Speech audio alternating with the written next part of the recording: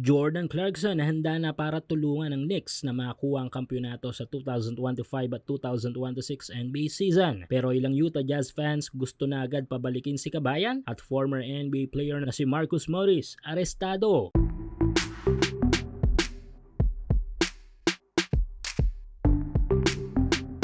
So next season ng National Basketball Association ay tiyak na iba yung kasaysayan na naman ang may tatalak ng kung sino mang kupunan sa NBA. Dahil bukod sa ilang mga bagong pasok ng mga malalaro sa liga, ay may ilang mga veteranong mga malalaro din na talaga namang nagpapalakas ng kanilang mga lineups sa pamagitan ng pag-rebuild sa kanilang mga respective teams. At maraming nalipat dahil nga sa rebuilding process ng mga ito ha. At isa lang nga dito ay walang iba kundi ang ating kababayan sa NBA, ang ating gilas naturalized player na si Jordan Clarkson. Yes, tulad nga ng karaniwang ginagawa ng NBA team ng Utah Jazz sa kanilang mga malalaro na talagang napakinabangan sa kanilang team, ay naisakripisyo din si kabayan para sa kanilang rebuilding process. Kilala kasi yung team ng Utah na handang i-trade ang kanilang mga bigating mga malalaro para lang masunod ang kanilang rebuilding process sa kanilang team. Tulad na lamang ng ginawa nila kay Mike Conley, Rudy at Donovan, at ngayon nga ay eto kay JC naman. Pero bago si Clarkson ay nauna nang i-trade ng Utah Jazz ang isa pa nilang main man sa team na si Collin Sexton. Sa ngayon ay hindi pa natin ma-visualize kung anong lineup ang ipaparada ng Utah sa 2025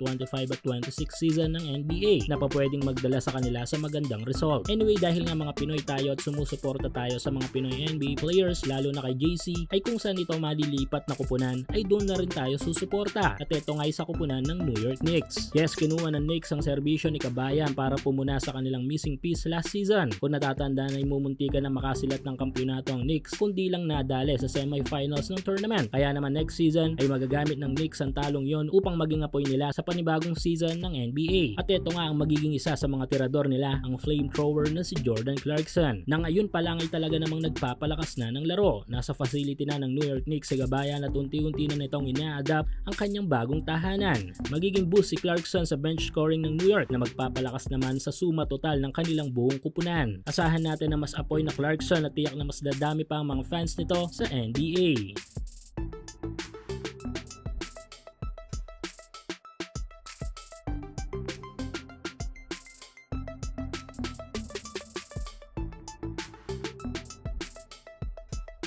Samantala, former NBA player na si Marcus Morris arestado. Nito lang ay naaresto nga ang 6'8" forward ng 2011 NBA draft first round pick na si Marcus Morris Sr. nang dahil nga sa kasong fraud. Kapag alamang nakadali si Morris na nangaabot sa $265,000 sa dalawang prominenteng hotel sa Las Vegas. Ginawa ni Morris ang naturang krimen sa pamamagitan ng dalawang talbog ng mga tseke. Ang una ay ang tseke nito sa MGM Grand Hotel and Casino na nagkakahalaga ng $115K last year na hindi na niya binayaran. At sa pangalawang pagkakataon ay inulit niya ulit ang pagpapatalbog ng tseke sa Wynn Hotel Las Vegas naman sa halagang $150K.